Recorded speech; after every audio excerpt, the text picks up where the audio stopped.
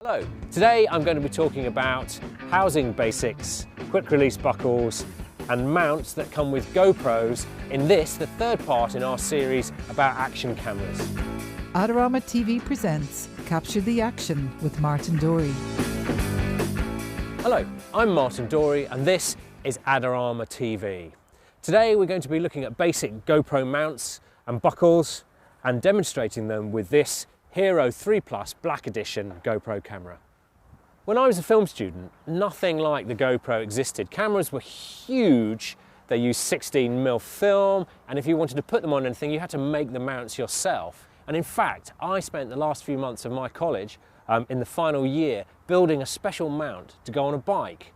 Now, what's amazing with GoPros is that now you can go online at Adorama, you can buy one of these, a bike mount, and put it anywhere on your bike. It's incredible, and we'll look at this later on. But first, let's look at some of the housing that comes as standard with your camera.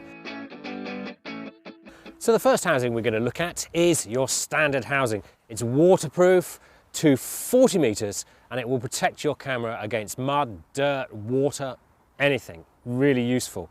To get the camera out, to open it up, it's quite easy. Grab the clip at the front, open the back, and pop the camera out. Now, one thing to remember when you do close it up, put the camera back in, is that the seal here is all important. And if you are going in the water, run your finger around it, make sure there's no grit or dirt on that seal or hairs or anything like that to stop that from being a good seal. Close the door up, close the seal.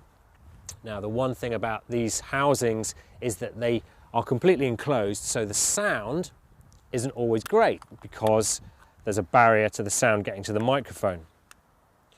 The solution to this is to use a skeleton back door, which is this. It's got holes in it and it'll let the sound travel through to the microphone.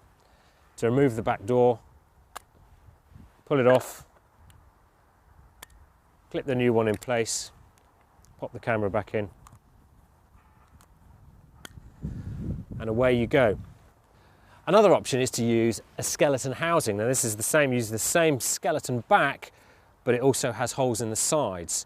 Now that will allow you access to the HDMI and to the USB ports, and you can plug a microphone in there, and also will allow the sound to travel better to the microphone.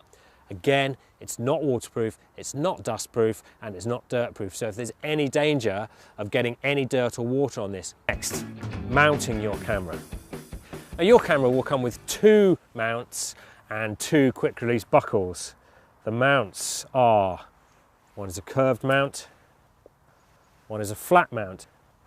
It's quite self-explanatory. Your curved mount will be used for mounting onto things like this helmet. You can see it's a curved surface, so you'll get a better adhesion onto that. Now the buckles is a standard buckle and a vertical buckle. The vertical buckle is exactly how it sounds. It's for mounting your camera on a vertical surface, like this helmet. So what you do is you slide the buckle into the mount until it clicks and you're there. Now, to mount the camera on there, place your GoPro on the top using a thumb screw,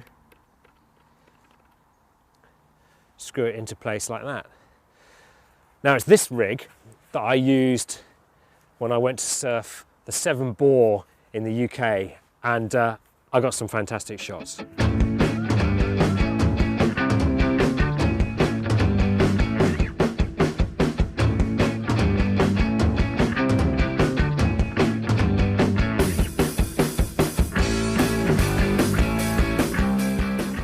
The other great thing about this rig is that you can use it to take a selfie just by moving the camera down, and this is exactly the same way I had it when I went on Europe's longest zip wire in North Wales this summer, and I think you'll agree the footage is fantastic.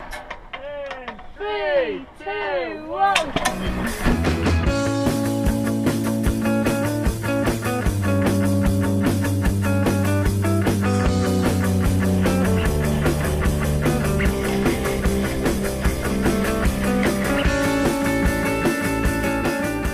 Okay, so it's time to have a little bit of fun. I'm going to show you just how easy it is to mount your GoPro camera using a standard quick release buckle, a flat mount on this skateboard, and we get some fantastic angles. First of all, I need to see what this shot's going to be. So I'm going to switch on the Wi-Fi. See the blue button flashing. I'm going to pair it up with my iPhone. And then switch the camera on using the app, which will then give me a preview. I'm going to slide the camera into the mount until it clicks. Now, I'm going to stick the camera underneath somewhere here, and I can see from the preview what kind of a frame I'm getting. So I want it to be somewhere behind the wheels like that. Give me something really interesting to look at. Now the thing about this here is that this shot, you can see it's upside down. So what I can do with a very clever little part of the software here is I can flick that, the upside down button, and it will turn it the right way up. So I can now see my picture the right way up.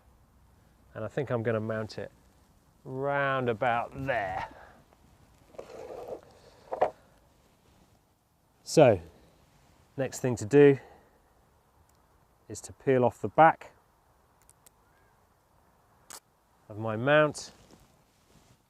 Put that somewhere safe. And place the mount on the skateboard there, like so. Isn't that fantastic? And we are now absolutely ready to go with a wonderful angle.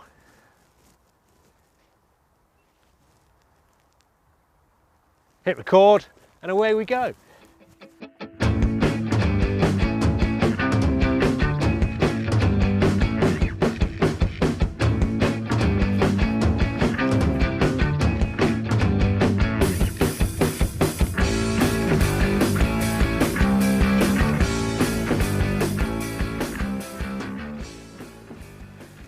Okay, so the final mount, remember this from earlier, it's the bike mount. It's fantastic. You can mount it here, here, here, pretty much anywhere on a bike to give you some really, really interesting angles.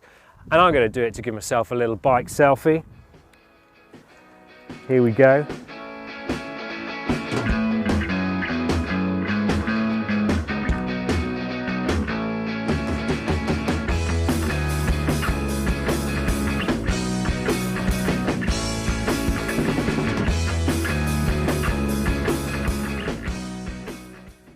Okay, that's it for now. Next time we're going to be looking at setting frame rates and resolutions in the studio, and after that we're going to be strapping this little thing to anything and everything we can find. Thanks for joining me today on